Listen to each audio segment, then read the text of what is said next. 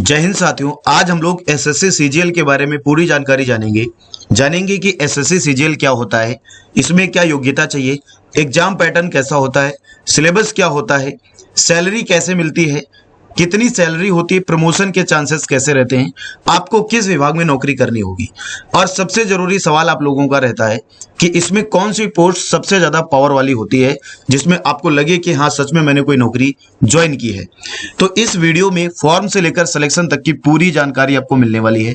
ये मान के चलिए इस वीडियो के बाद आपको और कोई भी वीडियो देखने की जरूरत नहीं पड़ेगी, इसमें आपको A to Z इन्फॉर्मेशन मिल जाएगी, कट ऑफ वगैरह सब कुछ हम लोग डिस्कस करेंगे।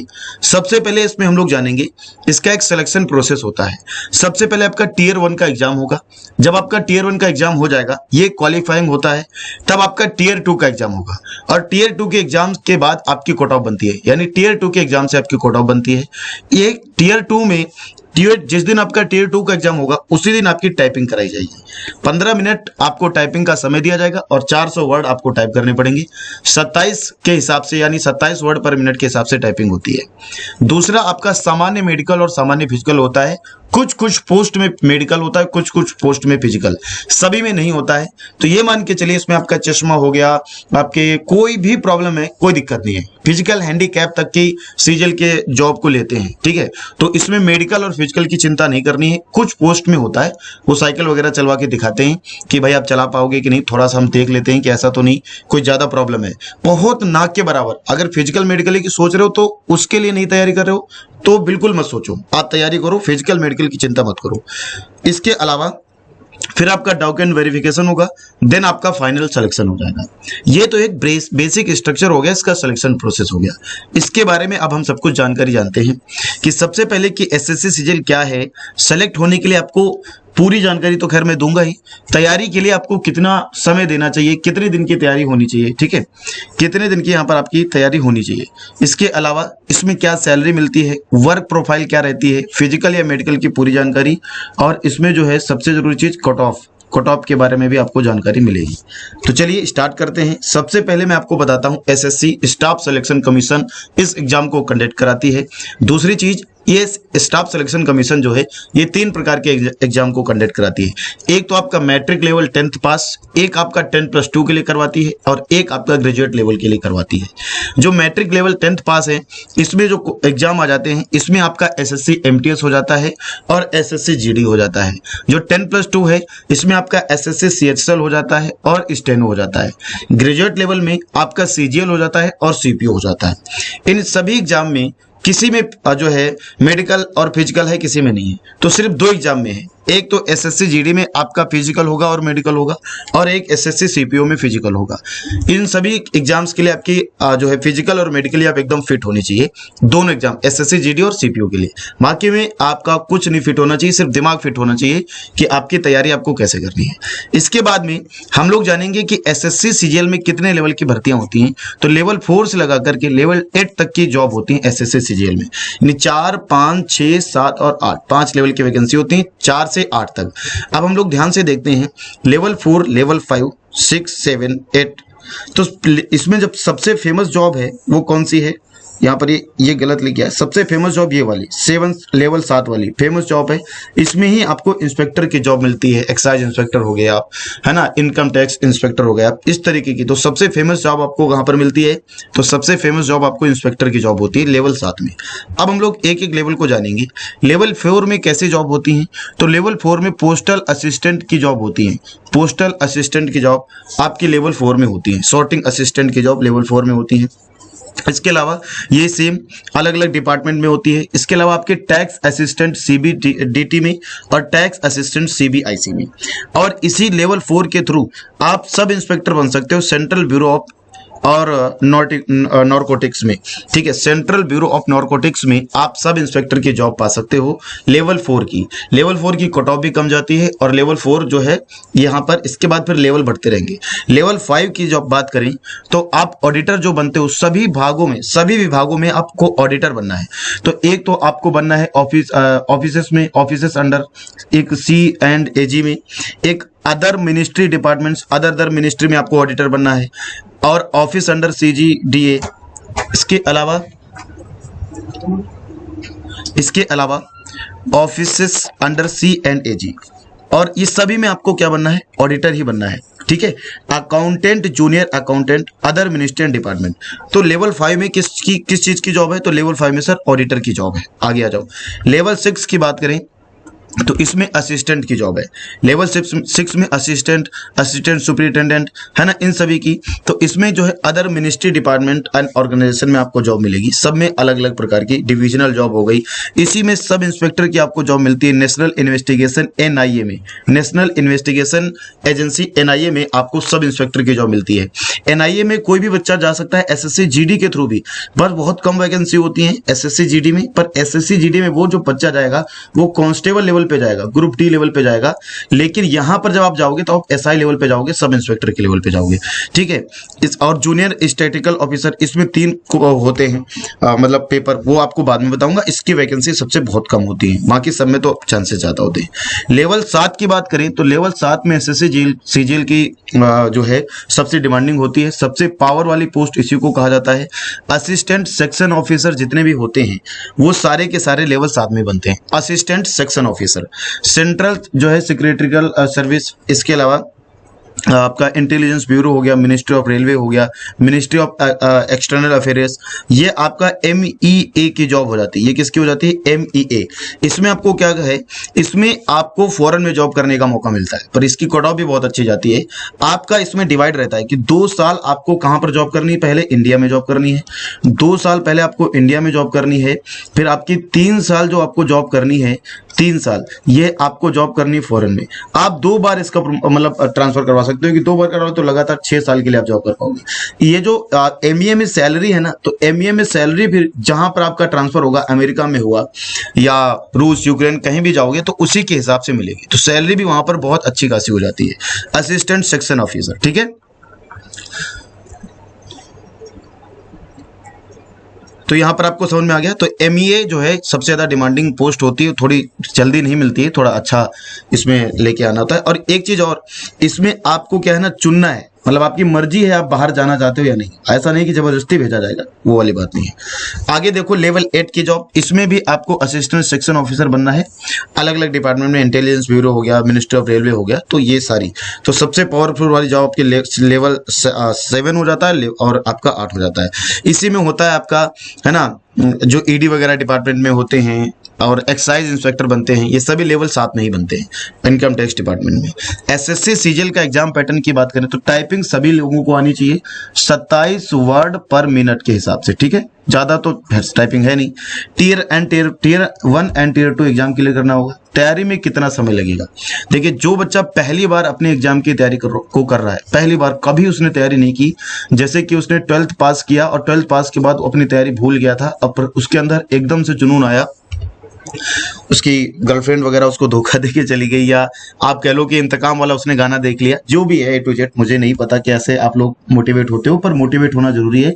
तो उसको इस एग्जाम को क्रैक करने के लिए कम से कम 1 साल का समय लगेगा, और 1 साल रोजाना उसको 8 घंटे पढ़ना ही पढ़ना है इस एग्जाम को क्रैक करने के लिए, क्योंकि इसमें बहुत अच्छा पेपर आता है। अभी मैं आपको बताऊंगा क्या सिलेबस है, सिलेबस आगे बताएंगे, है ना। तो पहली बार तैयारी कर रहा है, जो बच्चा पहले तैयारी कर चुका है, जैसे उसने कभी SSC GD का फॉर्म दिया है, 12th CSL का फॉर्म दिया, पेपर दिया है, 12th लेवल के किसी भी एग्जाम की तैयारी कर चुका है, एक बार बेसिक उसका क्लियर है, तो उसकी 6 से 8 महीने में उसका सिलेक्शन हो जाएगा। अब याद रखेंगे, जिस बच्चे का मतलब अभी फाइनल ईयर चल रहा हो, इसमें ग्रेजुएशन कंप्लीट चाहिए, इसमें योग्यता क्या है कि आपका ग्रेजुएशन होना चाहिए। अगर आप नहीं हो ग्रेजुएट तो आप इसमें फॉर्म नहीं भर पाओगे। तो जिस बच्चे का फाइनल ईयर ये वाला चल रहा हो, तो वो 2024 की तैयारी करे, SSC CGL की 2024 की तैयारी करे। वो आज से तैयारी करना चालू करेगा ना, आज से तैयारी करना, तो उसको कितना समय मिल जाने वाला है, लगभग 1 साल का लगभग पूरा समय मिल जाएगा। 1 साल में अगर आप लोग चाहते हो कि बस ग्रेजुएशन होते ही कंप्लीट आपको जॉब मिल जाए, अगर आप दुनिया की तरह और भीड़ में शामिल नहीं होना चाहते हो, इधर उधर भागना नहीं चाहते हो, तो आपको आज से ही इसकी तैयारी करनी चाहिए और पूरी ताकत के साथ इसकी तैयारी करनी चाहिए। जितना जोर लगा सकते हो आप लगा दो। देखो यहाँ पर तो फ्रेशर वाले बच्चे के लिए यहाँ पर 1 साल का समय लगेगा, और जो पहली बार बच्चा तैयारी कर रहा है 1 साल, और जो मतलब थोड़ा बहुत तैयारी कर चुका है, एक बेसिक तैयारी हो गई है, उसको जो है 6 से 8 साल की तैयारी समय लगेगा। कितना, सॉरी 6 से 8 साल क्षमा चाहूंगा, 6 से 8 महीने, 6 से 8 महीने का समय, ठीक है, 6 से 8 महीने, ठीक है, तो कोई दिक्कत नहीं होगी। तो यहाँ पर आप सभी लोग बहुत मन से तैयारी करिएगा। आपको तैयारी करने के लिए मैं आप अपनी तरफ से ऑल द बेस्ट बोलता हूँ। अब देखिए जरा एसएससी सीजीएल का एग्जाम पैटर्न, ये तो हो गया टियर 1 का। ये किसका हो गया? टियर 1 का, या आप इसको प्री कह लो, ठीक है, या इसको आप प्री कह लो, या आप इसको टियर 1 कह लो, कोई दिक्कत नहीं है। तो यहाँ पर देखिएगा आपकी रीजनिंग आती है 25 नंबर की, जीके 25 नंबर की, और यहाँ पर आपको मैं बता दूं मैथ 25 नंबर की और इंग्लिश 25 नंबर की। तो नंबर ऑफ क्वेश्चंस जो हो जाते हैं वो 100 हो जाते हैं, और टोटल क्वेश्चन ऑफ नंबर जो हो जाते हैं वो 200 हो जाते हैं। आपको समय दिया जाएगा इसके लिए, कितना समय दिया जाएगा? तो 1 घंटा आपको समय दिया जाएगा, ठीक है, मात्र 1 घंटा आपको समय इसमें दिया जाएगा। तो ज्यादा समय नहीं है, बहुत कम समय है। नेगेटिव मार्किंग की बात करें तो 1/4 आपकी नेगेटिव मार्किंग है। इस 100 क्वेश्चन को करने के लिए आपको मात्र 1 घंटे का समय दिया जाएगा, कोई दिक्कत नहीं है। चलो आगे देखें, तो यहां पर आपको कितना 1/4 की नेगेटिव मार्किंग। अगर हम लोग यहां पर, तो इसको समझ लिया आप लोगों ने, कोई प्रॉब्लम नहीं है। और इसमें क्या है, पेपर 1 जो है टियर 1 ये क्वालिफाइंग है, मात्र आप इसको पास कर लो बस, क्वालिफाइंग है। फिर भी आपकी 100 में से कुछ नहीं तो लगभग क्वालिफाइंग है, तब भी आपको 100 में से 75, 80 या 70 इस तरीके से नंबर आने चाहिए। तो बहुत मतलब क्वालिफाइंग है, इससे कट ऑफ आपकी नहीं बनेगी, आपकी कट ऑफ जो है इससे नहीं बनेगी, तो इसको आप छोड़ दो, ये तो आप क्वालिफाई कर लो बस, ठीक है। आगे देखिए, अगर हम लोग बात करें एसएससी सीजीएल की सिलेबस की टियर 2 की, तो ये 3 प्रकार से होता है। एक पेपर 1 आपका for all the post, tier 2 का टियर 2 के में एक पेपर होगा आपका, बस टियर 2 में एक पेपर होगा। लेकिन कुछ पोस्ट ऐसी जिसमें 2 पेपर होते हैं, जैसे जेएसओ के लिए 2 पेपर होते हैं, और डबल एओ के लिए यहाँ पर 3 पोस्ट होते हैं। तो हम लोग इसकी डिस्कस करेंगे। इसमें कभी 50 वैकेंसी होती हैं, कभी 10 वैकेंसी होती हैं, तो 70-80 वैकेंसी ही आती हैं। मतलब 40,000 वैकेंसी आ गई, 20,000 वैकेंसी आ गई, तो ज़्यादा 200-250 आ जाएंगी। तो बहुत कम वैकेंसी आती हैं डबल एओ में और जेएसओ में। तो इसमें डबल जेएसओ में 2 पेपर होते हैं और डबल एओ में 3 पेपर होते हैं। लेकिन सभी जितनी भी पोस्ट हैं एसएससी सीजीएल की, इनको छोड़कर, इन दोनों को छोड़कर सभी में आपका टियर 1 में पेपर 2 होता है, यानी कि एक पेपर होगा बस। अब देखिएगा, वो अब हम लोग जानते हैं एसएससी सीजीएल का टियर 2 का पेपर 1 क्या होता है। तो ये 3 सेक्शन में होता है, section 1, section 2 and section 3। Section 1 में क्या होता है, आपकी मैथ आती है और रीजनिंग आती है। तो सेक्शन 1 में आपको मैथ करनी, रीजनिंग, मैथ होती है 30 नंबर की, रीजनिंग होती है 30 नंबर की। एक क्वेश्चन आपका जो होता है वो 3 नंबर का होता है। तो एक क्वेश्चन 3 नंबर का होता है, तो टोटल क्वेश्चन जो है 60 हो गए, और आपका 3 नंबर के हिसाब से 180 नंबर हो गए, ठीक है। इसके बाद में सेक्शन 2 में आपकी इंग्लिश आती है और जीके आती है। इंग्लिश आती है 25 नंबर की, और जनरल अवेयरनेस आपकी 25 नंबर की आती है। तो यहां पर आपके 70 क्वेश्चन हो जाते हैं। एक क्वेश्चन 3 नंबर का होता है, तो टोटल क्वेश्चन के नंबर जो हो जाते हैं वो 210 हो जाते हैं। तो 210 और हम 180 को मिलाएं तो टोटल हो जाते हैं आपकी 390। तो आपकी जो कट ऑफ बनेगी वो 390 पर बनेगी। अगर हम सेक्शन 3 की बात करें, तो ये जो कंप्यूटर होता है ना आपको सेक्शन 3 में, तो कंप्यूटर आपका आता है मात्र 20 नंबर का, मात्र 20 नंबर का कंप्यूटर, मतलब 20 क्वेश्चन कंप्यूटर होते हैं, नंबर का नहीं क्षमा चाहूंगा, 20 क्वेश्चन कंप्यूटर होते हैं। एक क्वेश्चन 3 नंबर का होता है, 60 नंबर होता है। परंतु इससे कट ऑफ नहीं बनेगी, यह क्वालिफाइंग होता है। कंप्यूटर से कट ऑफ नहीं बनेगी, ये क्वालिफाइंग होता है। क्वालिफाइंग का मतलब है, अगर कोई बच्चा 20 में से जनरल कैटेगरी से 6 ले आएगा तो पास हो जाएगा, कोई बच्चा ओबीसी से 20 में से 5 ले आएगा तो वो पास हो जाएगा। पर ये डिपेंड करेगा क्वालिफाइंग वैकेंसी के आधार पर। तो आप भी इसका टारगेट बना के चलो कि 20 में से कम आप 10 ठीक करके आओ, तो इसमें आपको क्या हो जाएगा, तो आपको कम से कम 5-6 ठीक हो जाएंगे, तो आप क्वालिफाइंग कर जाओगे। पिछली बार यही हुआ है, बहुत सारे बच्चों ने सब कुछ पूरा कर दिया पर कंप्यूटर में फेल हो गए। जो बच्चा, याद रखेंगे, जो बच्चा कंप्यूटर में फेल हुआ वो पूरा, मतलब चाहे उसने टियर 1 में बहुत अच्छा किया हो, टियर 2 में बहुत अच्छा किया हो, कंप्यूटर में फेल होते हैं उसको बाहर कर दिया जाएगा, क्योंकि ये क्वालिफाइंग है और इसका पास होना बहुत ज्यादा जरूरी है। सेक्शनल है, ये आपका पास होना बहुत जरूरी है। ये फेल तो आप पूरा पेपर फेल। तो आपको 20 में से 6 नंबर लेकर के आने ही आने हैं कंप्यूटर में, मतलब 20 में से 6% ठीक करने ही करने हैं, 18 नंबर लेके आना है। मॉड्यूल अब देखो, इसमें आपको ये पेपर हो जाएगा, आपका सेक्शन 1 हो जाएगा, सेक्शन 2 हो जाएगा। तो सेक्शन 1 के लिए आपको 1 घंटे का समय दिया जाएगा और सेक्शन 2 के लिए आपको यहाँ पर 1 घंटे का समय दिया जाएगा। आप देखिए कि टाइपिंग की बात अगर हम लोग करें, अब यहाँ पर आपका हो गया, अब कंप्यूटर के लिए आपको मात्र यहाँ पर नॉर्मली तरीके से आपको समय दिया जाएगा, आप आराम से कंप्यूटर कर लोगे। अब कंप्यूटर इसी में आ जाएगा, मॉड्यूल 1 में ही, सेक्शन 3 में। अब कंप्यूटर का जैसे पेपर करोगे आपको 15 मिनट का रेस्ट दिया जाएगा, और 15 मिनट के रेस्ट के बाद आपको टाइपिंग कराई जाएगी। 27 वर्ड पर मिनट के हिसाब से आपको 15 मिनट में 400 वर्ड टाइप करने हैं, और ये भी क्वालिफाइंग है, ठीक है। इसमें नेगेटिव मार्किंग होती है 1/3, ठीक है, 1/3 की इसमें क्या होती है, नेगेटिव मार्किंग होती है। ये पूरा आप समझ गए। सेक्शन 2 मतलब एसएससी सीजीएल का पेपर, एसएससी सीजीएल का टियर 2 का पेपर 1 आप, मुझे उम्मीद है कि आप पूरा समझ गए होंगे। आगे देखो, एसएससी सीजीएल की अगर हम लोग फाइनल कट ऑफ की बात करें, किसकी, एसएससी सीजीएल की अगर हम लोग फाइनल कट ऑफ की बात करें जो 2022 का है, अभी हाल ही का मैं बता रहा हूँ, आप सभी लोग 2023 की वैकेंसी आ चुकी है, तो 2023 का अभी मेंस नहीं हुआ है, तो 2023 का तो मैं बता नहीं सकता, पर आप सभी लोग 2024 की तैयारी कीजिएगा। 2024 में भी अच्छी खासी वैकेंसी आने वाली है, तो 2024 के लिए आप सभी बच्चों को ऑल द बेस्ट। तो अलग अलग प्रकार की इसमें वैकेंसी है। सीजीएल 2022 में तो खैर कम वैकेंसी आई थी, पर 21 में बहुत हाई लेवल की वैकेंसी थी। तो आप देखिएगा अलग अलग पोस्ट पे अलग अलग होती है। जैसे मैंने एमईए की बताई थी कि जो जिसमें सबसे ज़्यादा डिमांड रहती है एमईए वाली, तो एमईए वाली की अगर हम लोग बात करें तो ये बहुत अच्छी खासी इसकी कट ऑफ जाती है। जैसे असिस्टेंट इंडियन कोस्ट गार्ड, इसमें 2 पोस्ट थी, 329 कट ऑफ। असिस्टेंट ईडी में तो 3 पोस्ट थी, 329 कट ऑफ, अलग अलग। तो ये जो कट ऑफ है, ये आपको मैं बता दूं, ये जनरल वालों के लिए है, ये ओबीसी वालों के लिए है, ये जो कट ऑफ है आपके यहाँ पर, ये एससी वालों के लिए है, ये एसटी वालों के लिए है, ये एक्स सर्विसमैन के लिए है। ठीक है, तो आप लोग इस कट ऑफ को, इसका स्क्रीनशॉट ले लो और देख लो किस पोस्ट पे किस आधार पर कट ऑफ आपकी जा रही है। काफी अच्छी, देखो 329, 330, 321, 321, 322, 325, यही सब कट ऑफ जा रही है। और ये कितने में, 390 में से, 390 में से। तो 2024 का आपको टारगेट लेकर के चलना है, या जो बच्चा 2023 के लिए इसको देख रहा है, तो कम से कम 390 में से उसको इस बार 330 का टारगेट रखना, लेकर के चलना है। उसको सीजीएल में किसी ना किसी पोस्ट पे जॉब मिल ही जाएगी। अगर आप किसी स्पेशल जॉब के लिए प्रिपेयर हो रहे हो कि आपको भैया एमईए में जाना है, या आपको जो है ईडी में जाना है, एनआईए में जाना है, तो फिर उसी के हिसाब से आपको कट ऑफ लानी पड़ेगी। ईडी में जाने के लिए 322 है ना, डिविजनल अकाउंटेंट में जाने के लिए 325 हो गई, ऑडिटर कैग के लिए आपको जो है यहाँ पर 317 हो गई। इसमें सबसे ज्यादा वैकेंसी थी, वैकेंसी के आधार पर कट ऑफ कम जाती है। जैसे 2295 वैकेंसी थी तो कट ऑफ कम गई, 317 ही गई। अगर वैकेंसी ज्यादा होती तो नहीं जाती है। कुछ वैकेंसी ऐसी होती हैं जिनकी कट ऑफ, जिनकी वैकेंसी मतलब जिनकी वैकेंसी को नहीं बताया जाता कि इसमें कितनी वैकेंसी थी कितनी नहीं थी, तो उस तरीके से यहाँ पर होता है, आप समझ सकते हो। ठीक है, तो ये सारी हो जाती हैं आपकी 291 कट ऑफ, 19,677। हाँ, तो ये आपकी 2022 में जो 36,000 पोस्ट लगभग में थी, आपकी 36,000 के करीब में लगभग बन रही थी।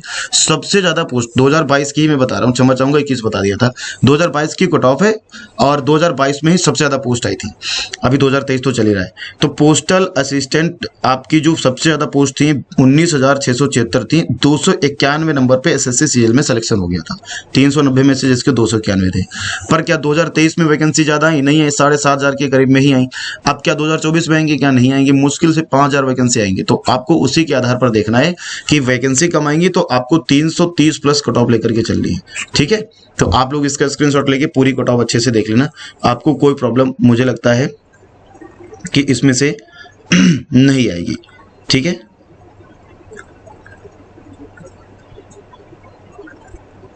आगे देखते हैं। आगे अगर हम लोग बात करें तो एज रिलैक्सेशन की, तो एज रिलैक्सेशन में अलग अलग प्रकार के होते हैं। जैसे assistant audit officer and assistant accounts officer की बात करोगे तो 30 साल की एज हो गई, या असिस्टेंट सेक्शन ऑफिसर 20 से 30 साल की एज हो गई। यहाँ पर अलग अलग प्रकार के इनकम टैक्स जो है, इंस्पेक्टर, एक्साइज इंस्पेक्टर, प्रोविजनल जो है यहाँ पर प्रिवेंटिव ऑफिसर, एग्जामिनर, असिस्टेंट, जितने भी होते हैं इंस्पेक्टर की पोस्ट 30 साल एज। अलग अलग कैटेगरी में अलग अलग एज है। जैसे इंस्पेक्टर आपको नार्कोटिक्स में जाना है तो 18 से 23 साल 27 साल एज। असिस्टेंट आपको सुपरिटेंडेंट में जाना है तो अदर मिनिस्ट्री में 30 साल एज हो गई। सब इंस्पेक्टर एनआईए के लिए 30 साल एज हो गई। तो लगभग बेसिक रूप से आपकी कितनी एज हो जाती है? 18। सबसे कम इसकी हो जाती है 18 से 27 साल। अगर आप हो तो भरी लो, और सबसे ज्यादा आपकी 18 से 30 साल, बस खत्म हो गई बात। इसके आधार पर आप देख लेना। बाकी जो है इसमें रिलैक्सेशन भी मिलता है। जैसे ओबीसी को 3 साल, एससी एसटी को 5 साल, फिजिकली हैंडीकैप 10 साल, फिजिकली हैंडीकैप ओबीसी 13 साल, फिजिकली हैंडीकैप एससी एसटी 15 साल, एक्स सर्विसमैन जनरल 3 साल, एक्स सर्विसमैन ओबीसी 6 साल, और एक्स सर्विसमैन एससी एसटी 8 साल। ये जो मिलता है एज रिलैक्सेशन, एज जो है मेल एंड फीमेल दोनों के लिए सेम है।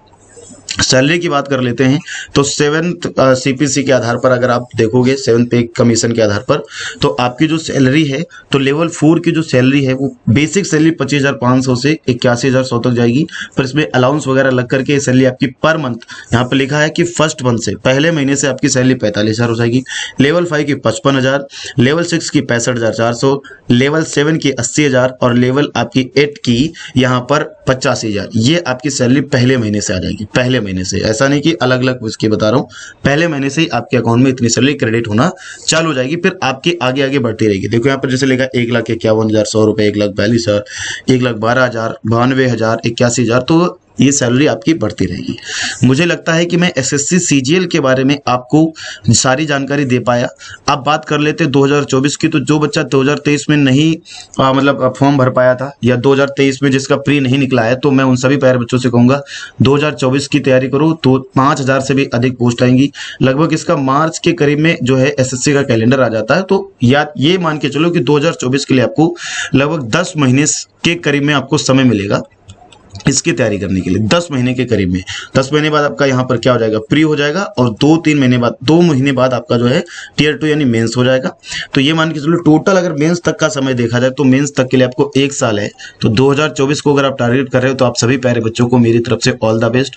आप सभी लोग पूरी तैयारी अच्छे से करो, 8 से 10 घंटे आज से ही पढ़ना चालू कर दो, तो 2024 का सीजल आपका है, गारंटेड है। आप सभी लोगों को अगर ये वीडियो अच्छी लगी तो वीडियो को लाइक कर दो।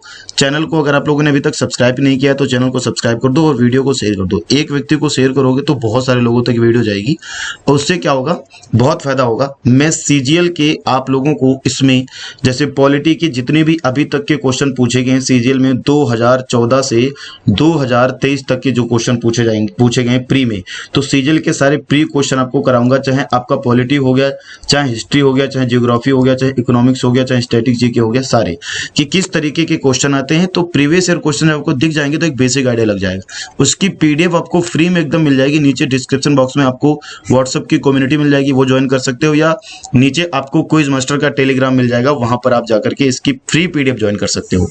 ठीक है, PDF का कोई चार्ज नहीं, कुछ नहीं, एकदम सब कुछ फ्री रहने वाला है। सारा कुछ आपको बहुत अच्छे से, सबसे बड़ी बात है कि आपको इस चैनल पे एक सबसे अच्छी चीज होने वाली है कि आपको टाइम बहुत कम लगेगा, मतलब कम समय लगेगा, आप बहुत सारी चीजों को सीख पाओगे। समय जो है इसमें बचाया जाएगा कि कैसे पेपर को क्रैक करना है, तो बहुत अच्छे तरीके के साथ आपको इसमें सारी चीजें देखने को मिलेंगी। तो आप सभी लोग चैनल को सब्सक्राइब जरूर कर लीजिएगा, ये आप लोगों के लिए बहुत ज्यादा बेनिफिट होने वाला है SSC CGL के एग्जाम्स के लिए। बाकी आप चाहते हो कि मैं किसी और टॉपिक पे ऊपर इसी तरीके से डिटेल्ड वीडियो बनाऊं, तो फिर आप SSC CPO के ऊपर जानना चाहते हो, CHL के ऊपर जानना चाहते हो, MTS के बारे में जानना चाहते हो, GD के बारे में जानना चाहते हो, स्टेनो के बारे में जानना चाहते हो, या फिर आप लोग UPSI हो गया, अदर स्टेट एग्जाम की किसी भी एग्जाम की तैयारी करना चाहते हो, तो एक बार आप कॉमेंट कर दो कि सर इसकी तैयारी करना चाहते हैं, उसके बारे में फुल डिटेल जानकारी दे दो, कट ऑफ वगैरह से लगा करके सब कुछ, तो मैं आपको एक फुल वीडियो बना दूंगा, उससे आपको बहुत फायदा मिलेगा। प्रीवियस ईयर वगैरह की क्वेश्चंस कहाँ से देखने, कहाँ से PDF मिलेंगी, वो भी सब कुछ बताऊंगा। तो एक लाइक जरूर कर देना और शेयर कर देना और सब्सक्राइब कर लेना। धन्यवाद आप सभी साथियों का। जय हिंद, नमस्कार।